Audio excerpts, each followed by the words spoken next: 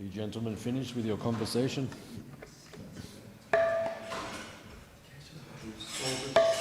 Good to see you, thank you. So good to see you. Have a seat.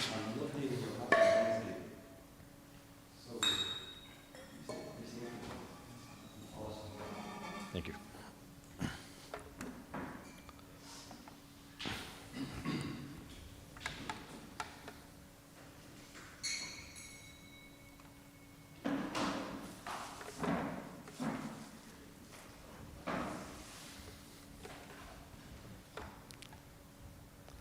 Jaya Rata Matovo Kunja Bihari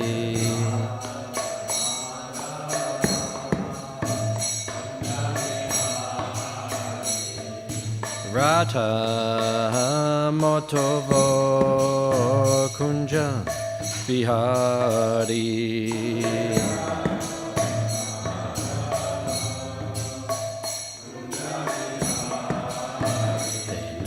Gopi Jana Balaba Girivaradari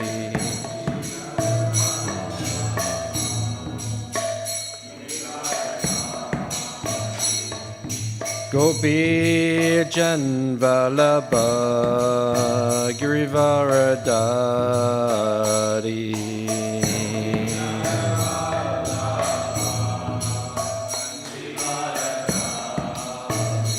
Yashodanandana Brajjanaranjana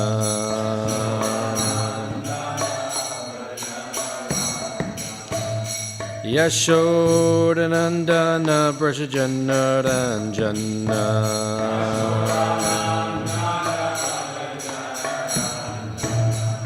Jamuna Tirtha Vanachari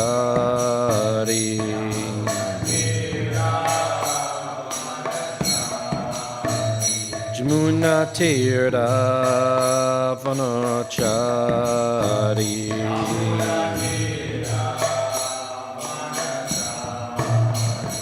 Jaya Radha Matovo Kunja Bihari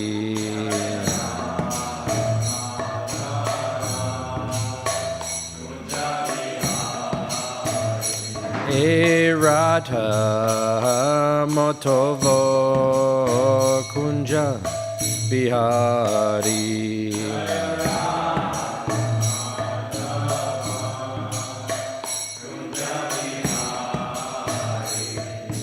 Gopi Jana Balaba Girivaradari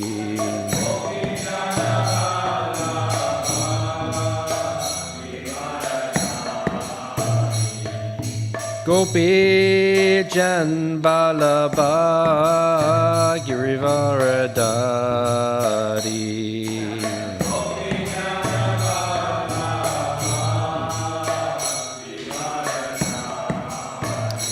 Yashodanandana Brajjanaranjana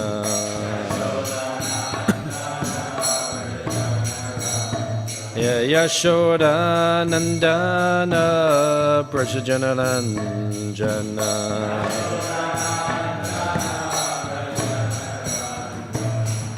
Jamuna Tirtha Vanachari Jamuna Tirtha Vanachari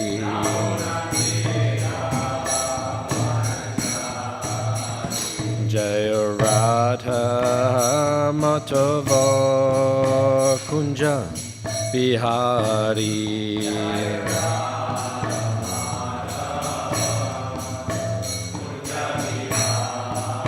Hey Radha Matovo Kunja Bihari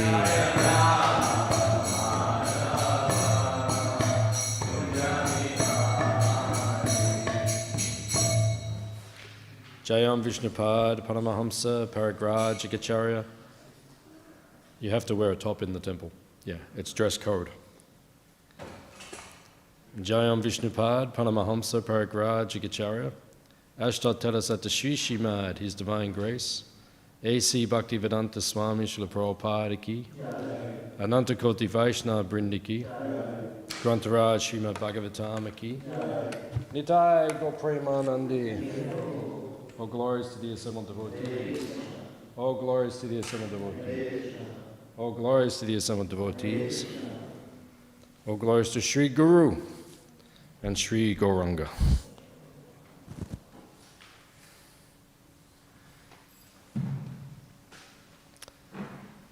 Narayanam namaskritya naram cheva narottamam devim saraswatim vyasam tato jayamudirayat. Om Namo Bhagavate Vasudevaya. Om Namo Bhagavate Vasudevaya. Om Namo Bhagavate Vasudevaya.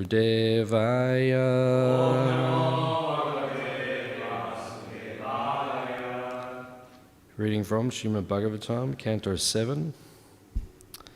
Chapter 2, chapter entitled Hiranyakashipu, King of the Demons.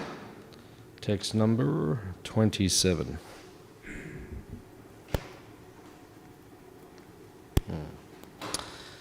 Atrapyuda harantimam itihasam puratanam Yamasya preta bandhunam samvadam tam nibodhata atrapyuda harantinam itihasam puratanam Yamasya preta bandhunam Samvadam tam nirodhata Atrapyuda harantimam Itihasam puratamam Yamasya preta bandhunam Samvadam tam nibodhata.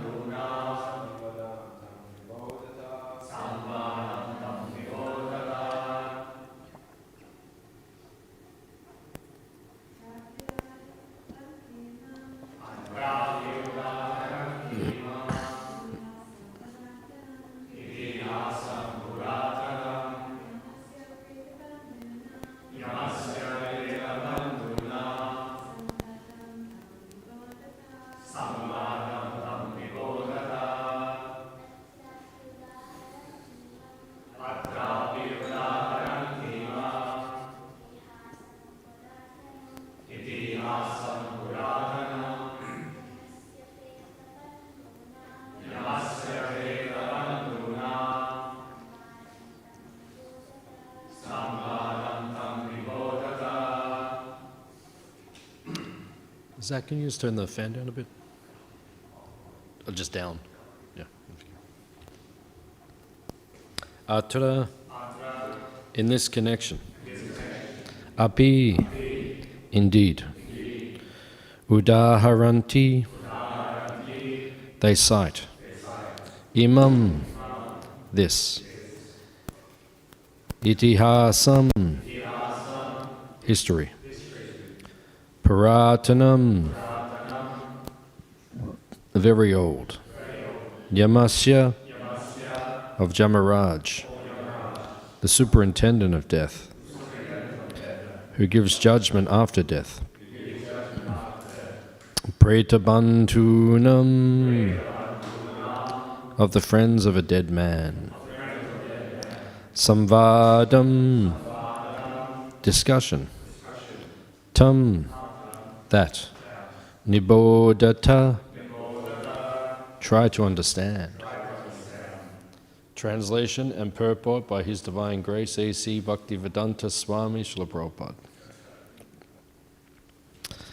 In this regard, an example is given from an old history. This involves a discourse between Yamaraj and the friends of a dead person. Please hear it attentively.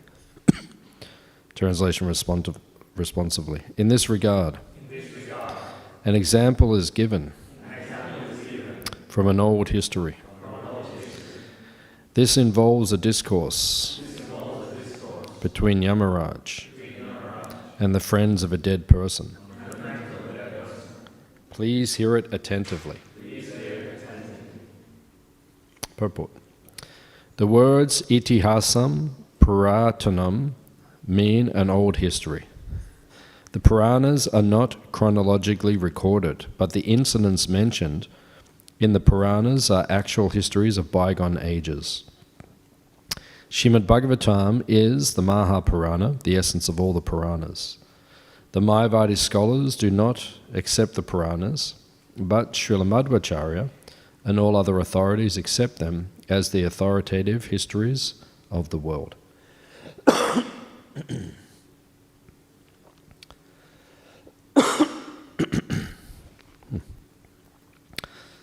Omagyan Timbadandasya Genanjana Shalakaya Chakshun Militam Jena Tasmai Shri Gurave Namaha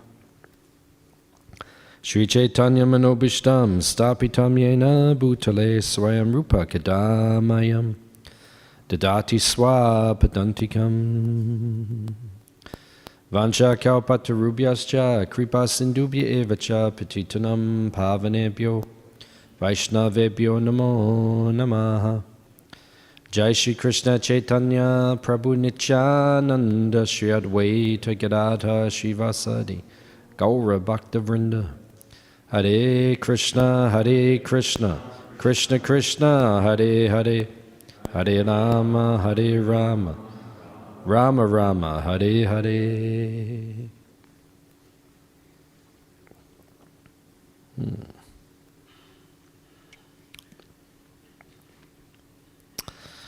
So in the verse it mentions the itihasas and the Puranas. So there are two divisions of Vedic literature. There's the Shruti and the Smriti. So what is the Shruti? Which part of the Vedas is the Shruti? That's what it means. Yeah, Shruta refers to hearing. But which part of the Vedas is the Shruti? Yeah, Upanishads. Yeah.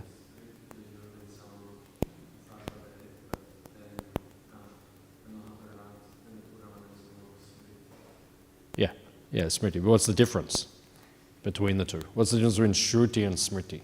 Why is one?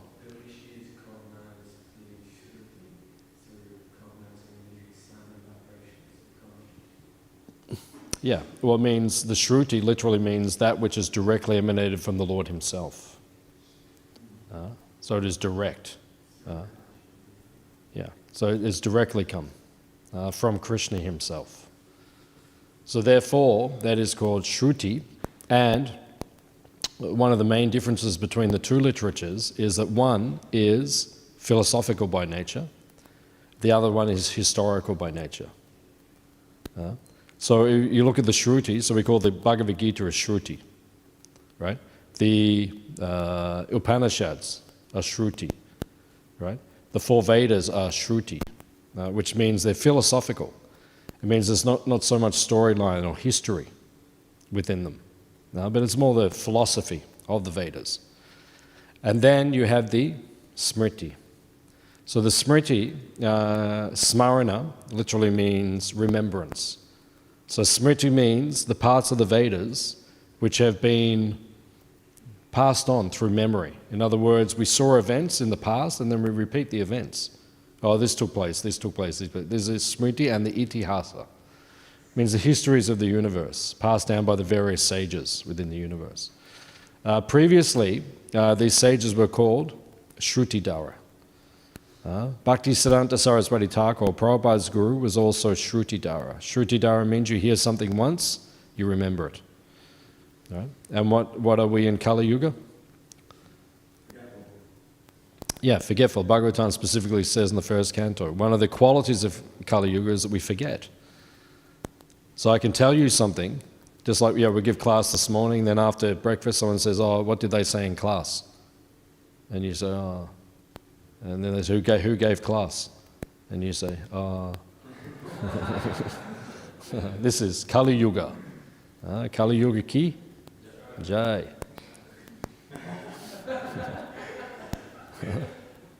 Or I tell you something, right? And then you come back 5 minutes later and say, what did you say? I say, go and do that. And then you come back, oh, what did you say? People in Kali Yuga, the memory is not very good. People don't pay attention very well. And the attention span is becoming shorter and shorter. And retention is becoming more and more difficult for people to actually remember and retain things. So therefore, Jiva Goswami says, in Kali Yuga, the Puranas, or the histories, like the Mahabharata, the Ramayana, the Bhagavatam, all the different Puranas, they are more important in Kali Yuga. Why? Because it's easier to remember. Right? Because in the Bhagavatam there are stories. Right? It's a history. So you remember the story. And inside the story of the Mahabharata or the Bhagavatam or the different Puranas, then you remember the philosophical points which are given within the actual storyline. So then it's easy. You tell the story, and as you tell the story, right, then you say, oh, and then this happened, and we should learn this from this particular thing. So in Kali Yuga it's more important.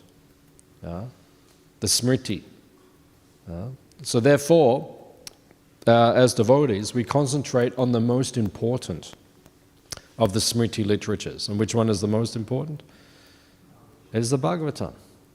Why is the Bhagavatam most important?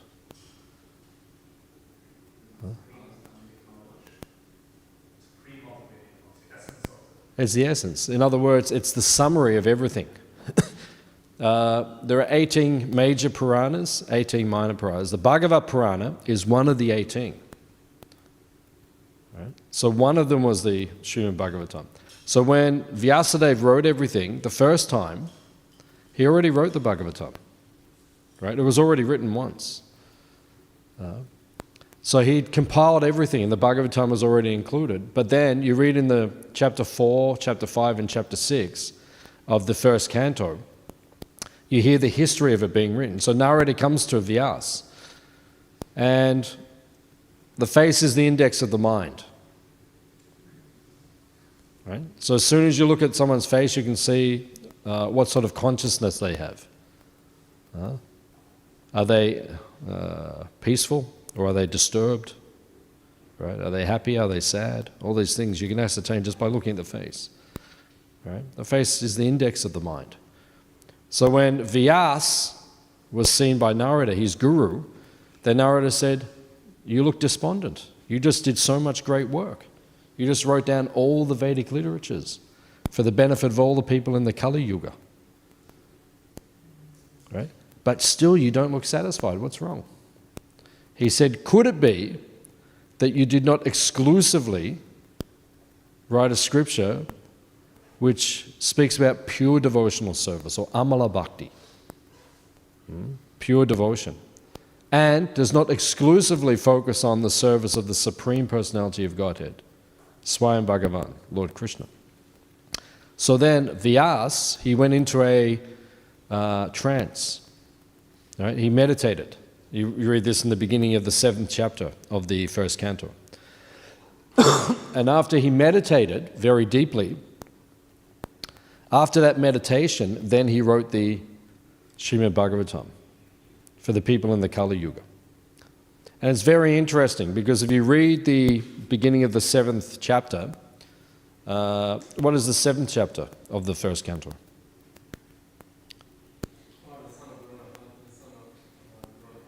Yeah, the son of Drona, punished. Yeah, what's his name? Ashwatthama. Yeah, but the very beginning of the chapter carries over from the previous 3 chapters. And then it gives like a description of the trance that Vyasadeva went into before he wrote the Śrīmad Bhāgavatam. And then he had a darshan of Kali Yuga. He looked into Kali Yuga to see what was coming. Imagine if you could see what was coming in 50 years from now. You know, if you could look at Kali Yuga and you could see what was coming. Imagine. Right? So he looked right into Kali Yuga, deep into Kali Yuga, and he saw it. And then he wrote down what he saw. And what was the one thing that he wrote? Because he could have written many things. I mean, imagine the list that you could write about what you saw. But one thing he saw, what did he write? What's the overwhelming quality of Kali Yuga, the people in the Kali Yuga? Yeah, that's mentioned in the first canto. That's also mentioned. What's that? Also mentioned. Also mentioned. So many things are mentioned. But the one thing he says that their overriding quality is ashraddha. They don't have faith. Ashraddha. Everyone has lost faith. People don't have faith. Who do you trust now? Do you trust the government? Right? To some degree, we trust. You know, if you say you don't trust them completely, that's ridiculous. Because they're not bad people. See, this is the problem with the conspiracy theorists. No, I'll tell you, because it's not logical. All the bad people in society get into government. That's not even logical. Even mathematically, it's not possible. How do all the bad people just get into government? You know, Dan Andrews was just this demoniac person who just like grew and grew, and then now he controls everyone. No, he's not like that. He's not like that at all. It's not even a logical way of looking at the world. I'll take questions at the end. There's no logic to it. All right? Oh, they're just, people say this all the time, they're just demons. Okay, yeah, all the demons just got into government, right? And the rest of us are just all good. It doesn't even make sense. So do we trust the government? Of course we trust the government, but not completely. We can't completely trust them, right? Do we trust religious leaders? We should. But unfortunately, every time you turn on the radio, right, you just hear about what some religious leader did wrong. Right? You know, the Catholic Church is always on the news. Oh, there's, you know, so many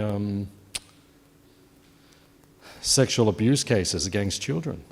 You know, there's supposed to be, and actually it's interesting because Prabhupada's guru, Srila Bhaktivedanta Saraswati Thakur, he wrote over 100 years ago when he was speaking about the Christian missionaries who came to India, he wrote they are wolves in the guise of sheep. This was 100 years ago he wrote that. Right? He said they are wolves in the guise of sheep. He knew back then what they were doing. Right? It doesn't mean they all did it or they all do it. It doesn't mean they're all demons. But then now we don't know. So we lose faith. Oh, can I trust him? Can I not trust him? These are the things that in Kali Yuga you don't know. Right? Just like light bulbs. Can you trust light bulbs? To a certain extent, yeah. You know when you plug them in they're going to last, but only to a certain... But did you notice they're lasting less and less time now? They can actually make them so they last a very, very long time. Long time. They can make them like that. But they purposely don't make them like that, so you have to buy. Just like, you know, your phones, right? You have to upgrade it all the time, right? Because then, you know, they make it so then the older models become... And then they change the adapters. So now now you've got to get a new phone, right? So everything is rigged. Your car, right? Cars can be built, they last very well, but they build them so everything breaks and falls apart. Now it's everything. So who do you trust? Right? This is the nature. So what is the one thing that Vyasadeva saw in Kali Yuga? People do not trust. They lose faith. And that's why it is so difficult for people to surrender to Krishna. Right? Just like if you go on Google and you type in Hare Krishna, right, 5 of the top 10 things, first hits that you'll get on Google that come up, are going to be negative. 50% of what you hear. So if you're just doing some research, I saw the Hare Krishnas go down the street, they look like very happy people. I type in Hare Krishna and then, it's just negative, positive, it's all mixed up. So difficult in Kali Yuga. People lack faith. So Vyasadeva, he saw the people in Kali Yuga. And he saw they didn't have faith. So then he wrote the Bhagavatam again. But when he wrote it the second time, then he wrote it was an Amala Puranam. Śrīmad Bhāgavatam Puranam Amalam Yad Vaishnavanam Priyam. Right? It is Amala, it is pure. So we have to understand, when you study Bhagavatam, you have to understand it is pure. Even sometimes it may be confusing. You think, and when you read the Bhagavatam, you have to read it in context. Right? Because every scripture, it has a context or a purpose or a theme or a subject matter. What is the subject of the Bhagavatam?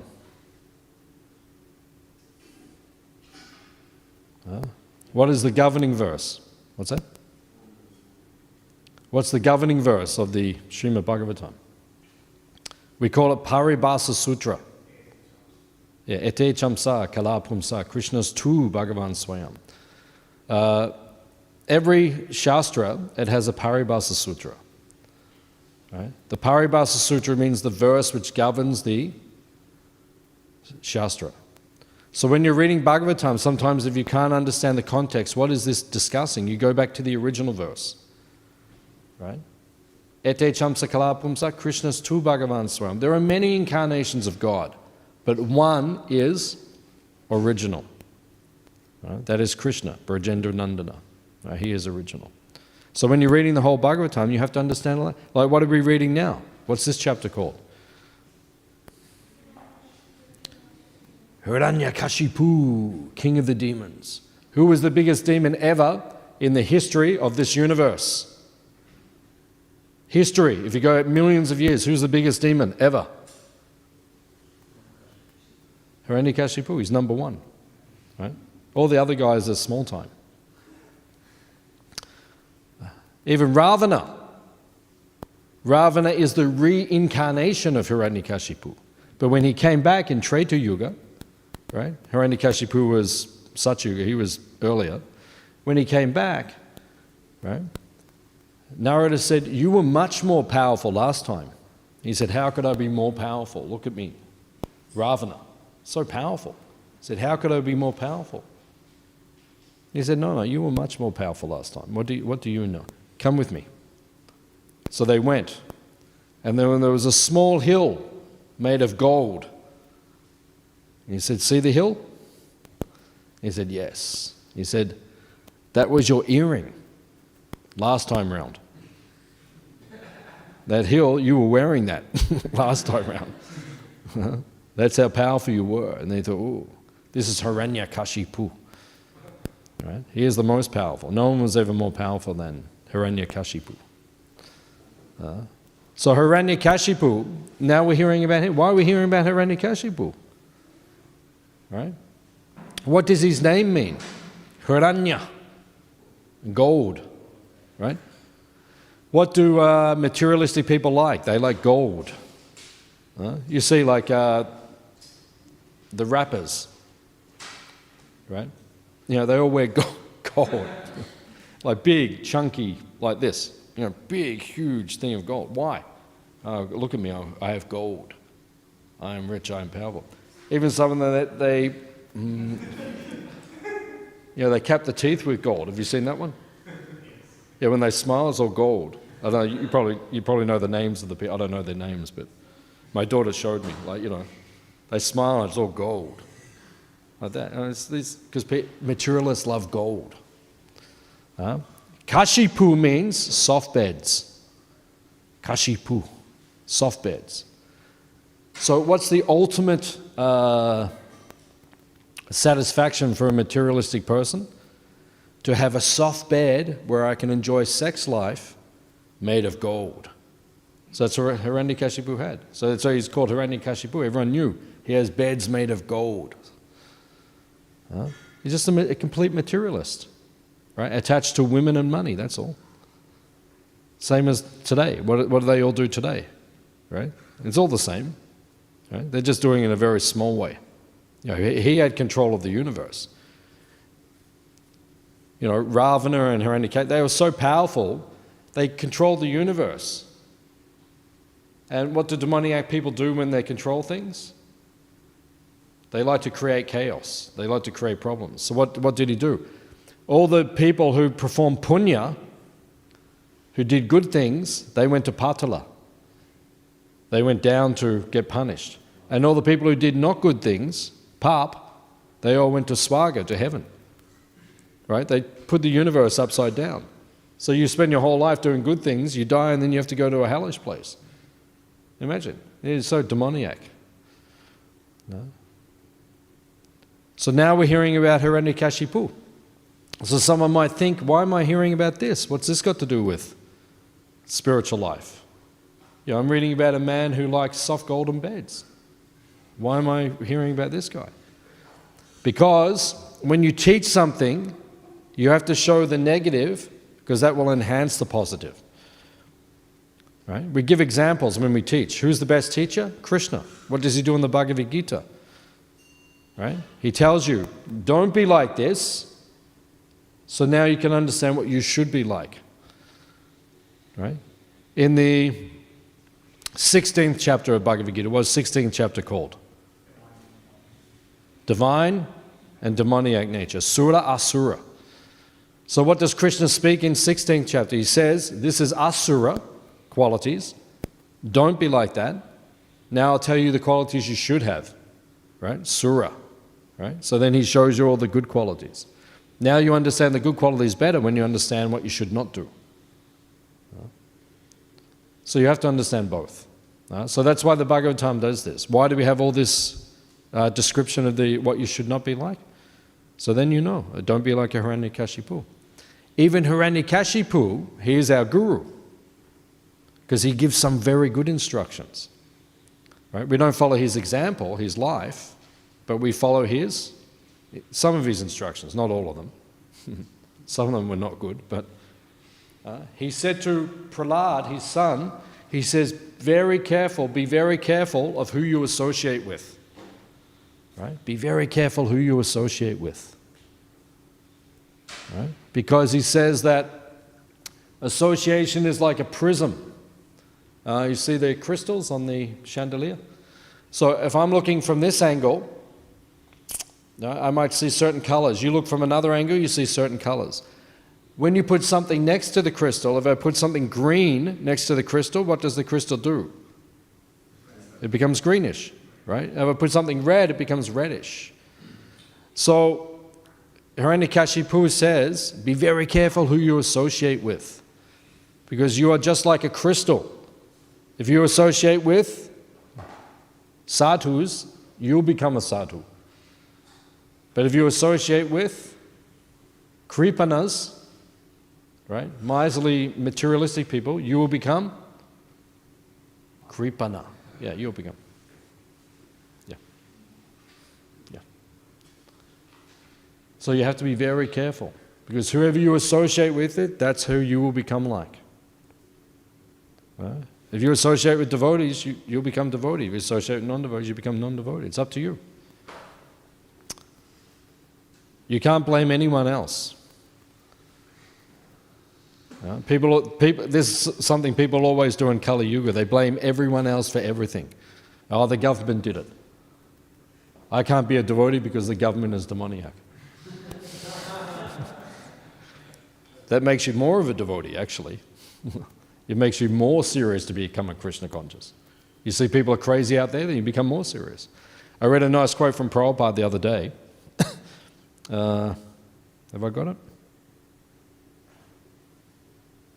I don't know if I kept the quote or not. A very nice quote. Prabhupada says, words to the effect that, don't worry about what's going on in the world. Because he says it will come and go anyway. Right? It's stronger than us. Karma is stronger than us. We can fight it to a degree, but it's going to roll on anyway. Whatever's going to happen is going to happen. Right? It's all going to fall apart. Right? We can only do so much about it. Because the Ugra karma is there. Right? So Prabhupada says, you just focus on being a devotee, being Krishna conscious. Because if you get caught up in all these temporary things, just like I know some devotees, they're meditating on becoming sovereign citizens. You know this principle, sovereign citizen? Where you become, you start your own sovereign state. So your block of land, you say, this is the land of Kesava. Like say I own a block of land, right? I say, okay, this block of land is the land of Kesava. So everyone on this land has to follow the rules of Kesava. Right? So you start your own country, so to speak. Right? It's only 45 square meters big, but it's your country. So there's many, and some devotees are getting into this too. So then it means when they go outside, then they say, I am not part of this establishment. I'm not under this a law. I have my own laws. Okay, you can do that. I know one devotee who did it recently and then he got thrown in jail. So Prabhupada says, don't concentrate on those things. Don't waste your human life to fight these things. Okay, we know society's crazy. We know that. We know we want to change it. We know that. But don't fight. This is not what we fight. What we fight is trying to help people become spiritually enlightened, Krishna conscious. Right? That's our mission. Right? And then if the world becomes more problematic, it's only advantageous to us anyway, because Kali Yuga is going to go like that anyway. It just makes everything easier for us, that's all. Right? It just makes it easier, because more people come to the temple when things are crazy. People buy more books. The more the material world gets, it's easier. I was in Tasmania in 1996. What happened in Tasmania in 1996? Yeah, the Port Arthur massacre, right? It was the biggest massacre outside of wartime up until that date. Now it's been superseded. But one guy went crazy. He was already crazy, and then he shot 37 people, right, in Tasmania, right, Port Arthur. So I was there at the time. I wasn't in the exact place, but I was in Tasmania. I was distributing books. I was a brahmachari. So as soon as that happened, right, book distribution was easy. Everyone was buying books. Everyone. Because everyone was so shaken. Oh my God, I sold a book to the lady who was in the cafe when he was killing all the people. She was working in the cafe. She was hiding behind the counter, and he was just shooting everyone. So, when I said, excuse me, are you from Hobart or out of town? She said, I'm from Hobart. I said, would you like one of these books on spiritual? Yes, yeah. She was still shaking. She said, what is this book? And I said, it tells you about yoga, meditation, karma, reincarnation. Everyone was buying books. I sold a book to the doctor who was in the hospital. When all the bodies came into the hospital, he had to do the autopsy and see where all the bullets went. Write all the reports. He brought the books. Everyone was buying books. So the more the society collapses and becomes problematic, it just makes Krishna consciousness, it means we sell more Krishna consciousness. People come more to us because they need solutions. So that's the nature of Kali Yuga. Right? So why did Vyasadeva write the Bhagavatam for the people in Kali Yuga? Because he was writing, so he saw they don't have Shraddha, they don't have faith, right? They need to learn the essence very quickly. So I'll write a book which just gives them the essence. That is the Śrīmad Bhāgavatam. Hands up if you've read the whole Bhagavatam. Whole Bhagavatam. One person, 2 people, 3 people, 4, 5. You read the whole thing? Did you? Translation. Whole thing. Yeah, very good. Yeah, very good. I mean, they're how old? 8 years old, read the whole Bhagavatam. Now that's amazing. So Bhagavatam is given for the people in the Kali Yuga, right? It is the Mahapurana, right? It is the essence of all the Vedas. You know? And then people even find that too difficult to read. Or 18,000 verses. Here, take this book home with you. And then you give them 18 more books. Take it home. Now read this. Be like, oh my God. This is a serious thing. It's a serious thing. In the 70s in America, we were taken to court. ISKCON was taken to court because they were trying to say ISKCON is a cult. It is brainwashing people. So we were taken to court, to the Supreme Court in America. And a big court case. And every day they were sending reports to Prabhupada. And our lawyers had to go and fight to explain that ISKCON is not a cult. It's actually the oldest religion in the world. It's not a cult. It's not something Prabhupada didn't just make it up, historically. So Prabhupada said, take the books in to courts. Every day the devotees take the books, big pile of books, Bhagavatam, put it on the desk. Prabhupada said. And he said Prabhupada said to the lawyers, you tell their lawyers and you tell the judge, read all the books first, read it all, and then make your decision. Are we a cult or not? And we won the court case. If we had have lost that court case, I think we won it 5-4 or something in the Supreme Court in America. If we had have lost that court case, we would have been shut down all through America, right? A big fight. Prabhupada won these things. Right? A lot of tension in the past. You know, we just sit here, you know, eating avocados for breakfast.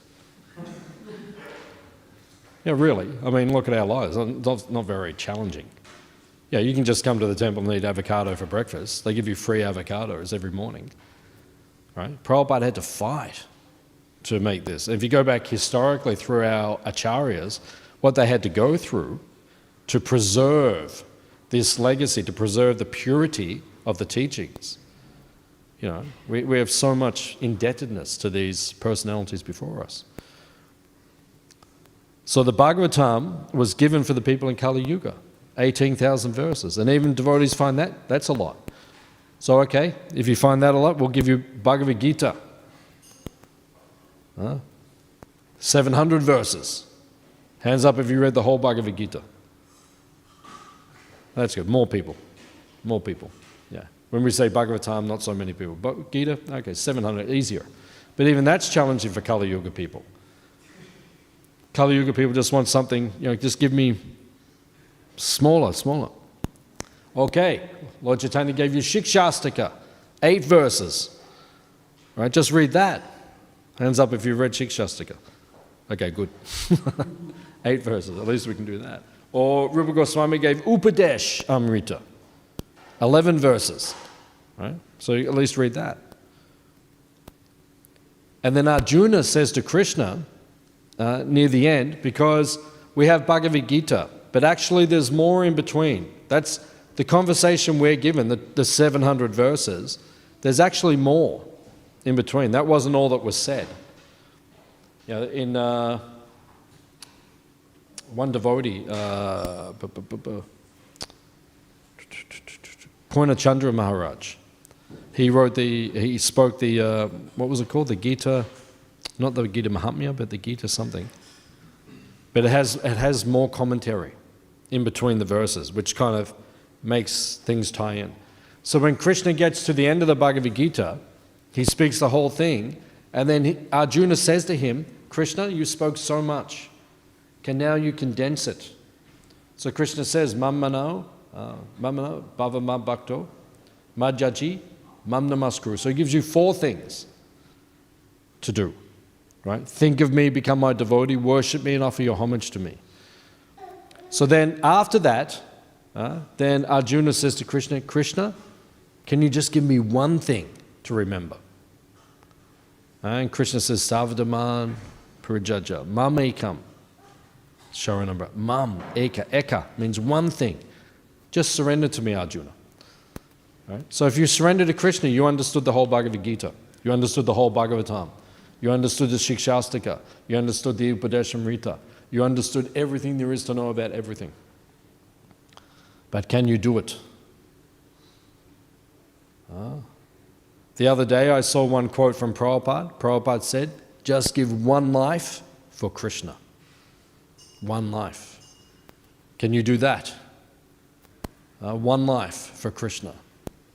Give everything to Krishna just once. Can you do that?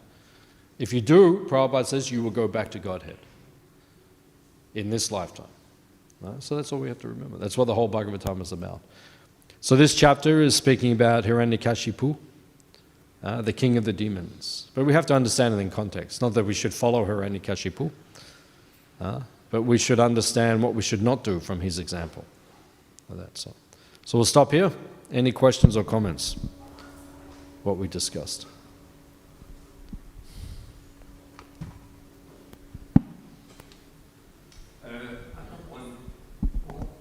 A comment and the question. So the first comment, what you were saying about the conspiracy theorists. Yeah. It's right. If they were all demons, if the government were all demons, then we'd be totally screwed. You know, completely screwed. You know. Are you sure? But it's only the good guys in the government that are actually keeping us good. You know. Thank God they're there. Yeah. I know. And my next question is, what does surrendering to Krishna look like? What does it look like? Yeah. It looks like coming to Mangalati.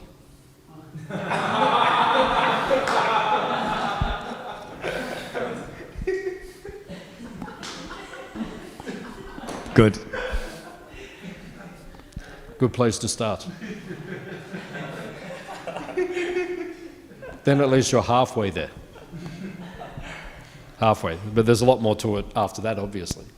Stay awake in japa. Oh my days, I'm screwed. Stay awake in japa. Right? That's also important. Have you got any tips? To stay awake? Yeah. What, do you fall asleep? I don't fall asleep, but I find myself, Drifting off? Yeah, a lot. I have to get up and walk around sometimes. Yeah. Just walk. Yeah. Yeah, if you fall asleep when you're walking, then you really need to take rest. Yeah. You really need to go and rest. Yeah. So yeah, just walk. If you're falling asleep while you're sitting there, walk. That's all. But walk in a meditative way. Japa is meditation. Right? People have to understand this. Japa is meditation. People say to us sometimes, Buddhist people and things, they say, do you meditate? Yeah, we do. It's called japa. But it's a meditation. So if you see a Buddhist monk meditating, what's he doing? Sitting, doing nothing.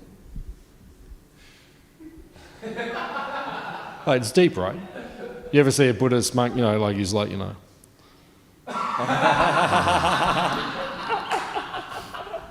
or he's like, he's meditating and he says, what do you think for breakfast? But when you see devotees do japa, they do all sorts of crazy stuff.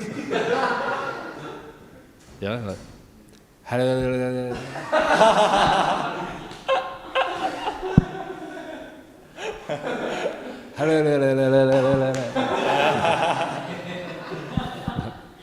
all sorts of, I was saying crazy stuff.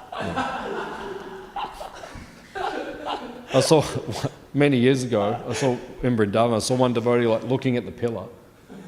Just looking about this far away, just looking at the pillar, just going, Hare Krishna, Krishna Krishna, Hare Hare, Hare Ram, Hare Krishna, Krishna Krishna. Imagine if you go to a Buddhist ashram, right? You walk in, there's Buddhists there going that's not normal, right? So it's a meditation. Hare Krishna, Krishna Krishna, Hare Hare, Hare Ram, Hare Ram, Ram Ram, Hare Hare. Okay, falling asleep, then walk. But the walking should be meditation also. I remember years ago, I was in Sydney, and they put Tulsi in the middle, and then some people walk around Tulsi, which is good, if you need to. That's meditation. You're walking around Hare Krishna, Hare, you're meditating. The holy name is always the center, not all the other things. But this devotee, you know, he was young and passionate. He was like walking like fast, like it's kind of like a racetrack kind of thing. He's going like doing these laps, like Hare Krishna, Hare Krishna, Krishna Krishna, Hare Hare, Hare Ram, Hare Ram, Ram, Hare Krishna, Hare Krishna. But it was distracting for the rest of us. And my guru was there, so he went up to him. He said, "Hey," he said, "calm down." I said, "What are you doing? It's not a race. It's not like we're all trying to, like, you know, you're trying to get to Krishna like Hare Krishna, Hare Krishna, Krishna Krishna, Hare Hare, Hare Ram." It doesn't work like that. So there's some tips. Thank you. Yeah. Yes, sir. Hare Krishna, Prabhu. Prabhu, so when we're reading the Bhagavatam, when we're coming across a lot of these stories, the stories when we're reading, they're quite relishable and leaves a really good impression for us. But then sometimes we get to a lot of these deep and technical kind of parts of the Bhagavatam, I guess a lot of like philosophy dense parts.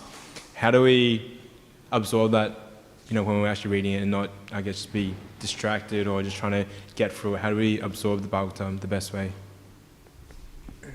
Yeah, that's not easy. I taught the Bhagavatam in a course, you know, the Bhaktivedanta course and the Bhaktivedanta course. So we taught the whole Bhagavatam. Took us 16 years or something, like, to do the whole thing. We, you know, did it very carefully and systematically. But I noticed that when we got to the third canto is highly philosophical, particularly the later part. You know, creation is described 3 times in the third canto, quite elaborately. So it's a very philosophical portion of the Bhagavatam. And I noticed the devotees, particularly the Matajis, particularly the ladies, they really struggle with that. And a couple of the ladies said, "Come on, let's hurry up." They said that to me. They said, "Come on, let's hurry up, let's get to the 4th canto."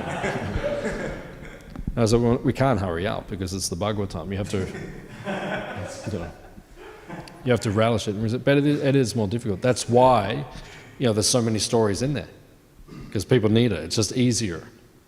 You know, like when it's all philosophy, you know, sometimes if you give a class and it's very philosophical, you know, devotees are like, you know, in the class and they go,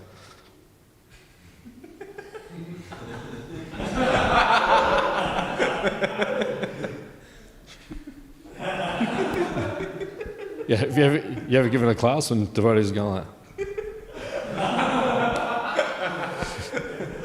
right. So whose fault is that if the devotees are doing that?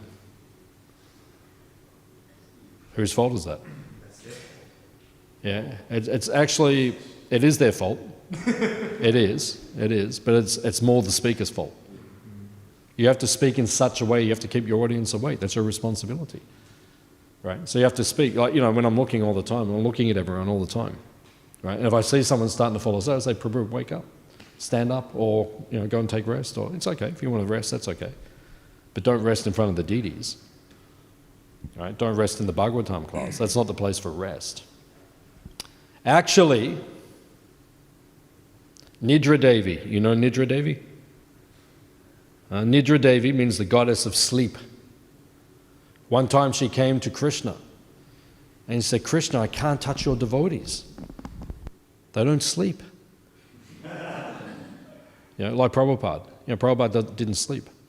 You know, Prabhupada would just rest for a couple of hours and then he would come back. Like that. Devotees said that, you know, sometimes they'd be on a train with Prabhupada. Shyamasundar Prabhu said he was on a train with Prabhupada. And then they were on the train and Prabhupada was laying there and they were traveling. And then Prabhupada drifted off, you know, he's like resting. It was night time, so he drifted off. And then a little bit later, 15 minutes or half an hour or something, or an hour later, whatever it was, 2 hours, Prabhupada came back to consciousness and he continued the conversation from where he left off. You know, he just kind of drifted off for like half an hour or something. When he came back, he was straight back into the same conversation. Like, you know, I don't do that. You know, if I crash out heavenly, you know, sometimes you wake up and you think, okay, which country am I in? It's like when you go to India, you know, so you wake up in the morning, sometimes you're like, "Oh, am I in Australia? No. Singapore? No. India? Okay, yeah." Then you look, you know, sometimes it takes. You know, we're not like that. So Nidra Devi said to Krishna, he said, I can't touch your devotees, they don't sleep. But he said, you have to give me a benediction, I have to be able to get them somewhere. And Krishna said, in the Bhagavatam class, he said, that's when you can get them. So sometimes, if you want to put devotees to sleep, you just say, Om Namo Bhagavate Vasudevaya, and everyone goes. It happens sometimes. You go to some temples, like I said, I won't let it happen here. Like if I'm giving class and I see devotees, I just say, Prabhu, wake up. If you say it right in front of everyone, it really wakes them up. Then they're like, ooh, everyone's looking at me. So, but I've been to some, classes in the world, and like half the devotees are asleep. I wouldn't let that happen. That's just like, I'd say, everybody wake up. Chant the holy names of Krishna. Come on. But that's the point is we have to. So Nidra Devi means the goddess asleep. What was your question? No, I forgot. What was your question? Yeah. Yeah, so it means when we're giving a class on the philosophical part, then we have to speak in such a way that we keep everyone's attention. So you have to be interesting, but also your delivery has to be lively, right? Because, if you just say like, Krishna is the Supreme Personality of Godhead, and, we should all surrender to Him. Prasadam's really good. So, Melbourne Temple Prasadam's really good. It's not very interesting. So you have to speak in such a way you're engaging the audience. Yeah, so when you're reading those, that's challenging. It's challenging. Some devotees will get right into it because they're philosophical by nature, and other devotees will struggle. So if you find that, that's okay, because we're all different. So it just means, you have to read it. You can't just, miss cantos because, that's to go through. But it's true. It's challenging, but yeah. Do the austerity, do the tapasya. And then you get purified. Just like yesterday, I was in the evenings, we're speaking on the Chaitanya Charitamrita. So yesterday, I was preparing the class. It's chapter 11 of the Adi Leela, the associates of Lord Nityananda. So Abhiram Das Thakur and different personalities. So I was studying about them. It's very purifying. But there was a part of me, maybe I was a little tired. So while I was preparing, I was like, I've got to find, I've got different books. So I had to find that particular personality. So, sometimes there's 5 minutes just to find them in the books. And then, then I get there and then I have to read all about them, then I have to make the notes and then I have to write. So sometimes your mind challenges you. Just do it quickly. No, but then when you do it and you do the austerity, you get purified. And I say, wow, so I'm learning so many new things about these personalities. So yeah, sometimes it is a little challenging. But it's okay. We're all different, that's all. TK? Okay. Any other question? Yes, Mataji. You said that if we associate with demons, then we become demons. And if we associate with devotees, we become devotees. And also we hear that a minute association with pure devotees can purify us. So then we see in Hiranyakashipu's case, he was with Prahlad all day and night. But still, Prahlad Maharaj, who was a really pure devotee, but still he did not change. He kept the same demonic mentality. So how come he didn't change? He didn't change because he was a pure devotee. That's why he didn't change. Because, remember with Hare Das Thakur? Do you remember the pastime? I was mentioning, why didn't Hiranyakashipu change? Why didn't Hiranyakashipu change? Yeah. In English, we have a saying, you can lead a horse to the water, but you can't make him drink. Do you know that saying? Do you understand what it means? Yeah, have you ever brought a horse to the water?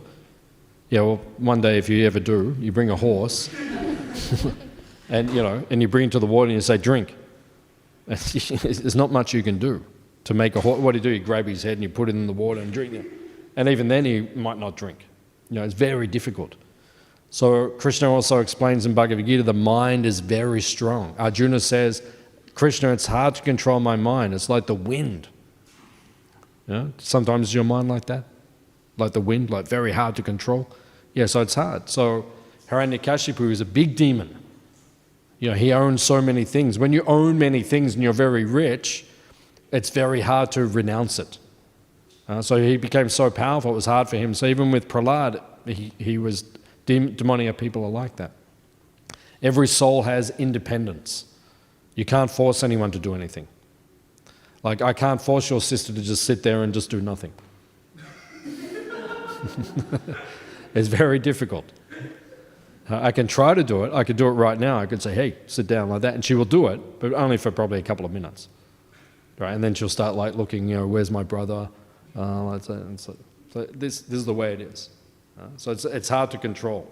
So Hiranyakashipu, he was just doing what he wanted, right? And then even with Prahlad's association, it was very difficult. He didn't just get Prahlad's association. Narada came to visit him. You know, he got a lot of association of saintly people, but he wouldn't listen to them. So, is that okay? Thank you. Okay, good.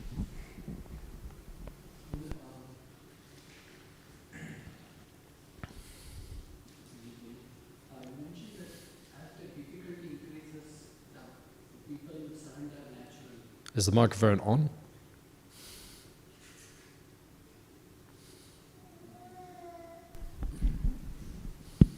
Prabhu, you mentioned that as the difficulty increases, people surrender easily. But what we have seen is since COVID, if you see, there are people who have gone through real turbulence time, and still their attitude towards that has changed, and they want to enjoy more, and their thinking has changed. They say, no, forget it. Anyway, these problems will keep coming. We will enjoy. And they will go. They don't try to tend to surrender to, or they're not keen in taking up spirituality or coming this way. How do we? So what is the question? So how do we address these kind of people? You just get a really big stick.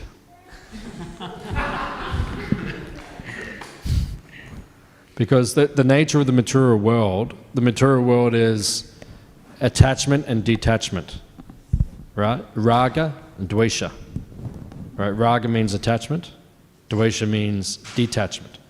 So the nature of this world is everyone is attached, but then when something bad happens, everyone becomes detached, right? And then what happens when everything's good again?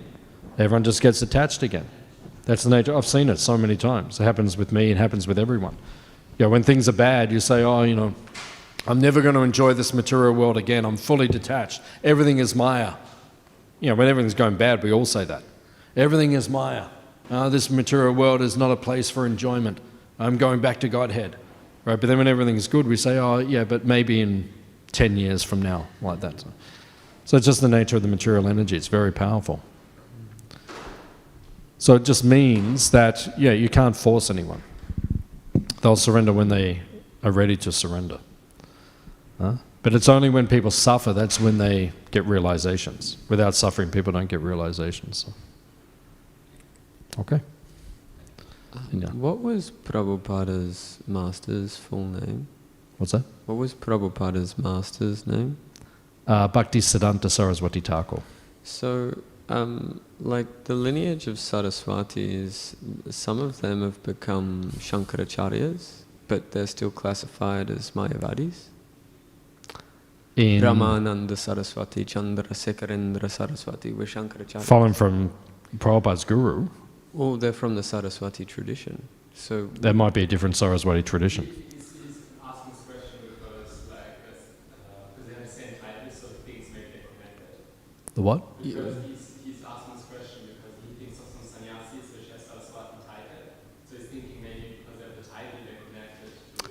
Yeah, it doesn't mean it's the same thing. Yeah, that's fine. I don't mind whether or not it is or it isn't.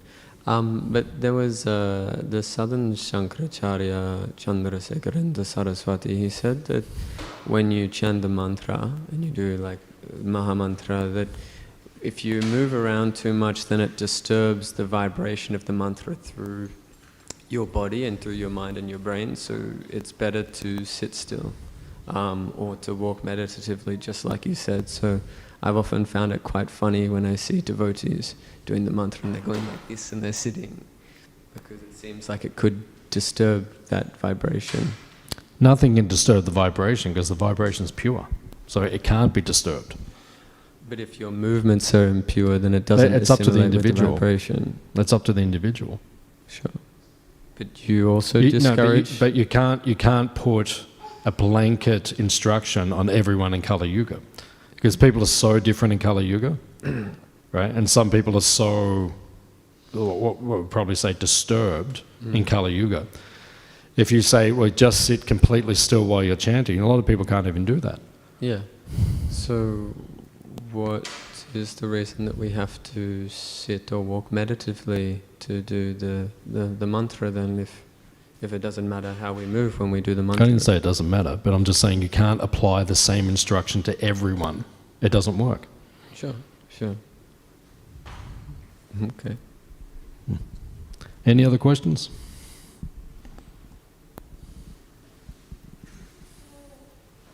TK. Okay, please come again. Srila Prabhupada ki? Jai.